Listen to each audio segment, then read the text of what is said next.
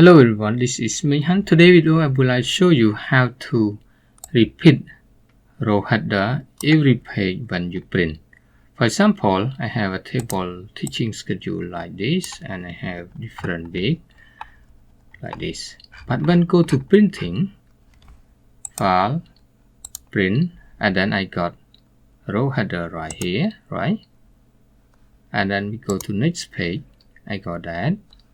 Go to next page, I got it. So it repeat row header every time every page when I print. So how to do that? Now I have removed it and then we go to print and then we don't get it right. Get it right. Okay, let's put it. So we go to layout and then we choose print title right here. And then we got row to repeat at the top. So this is where it happened.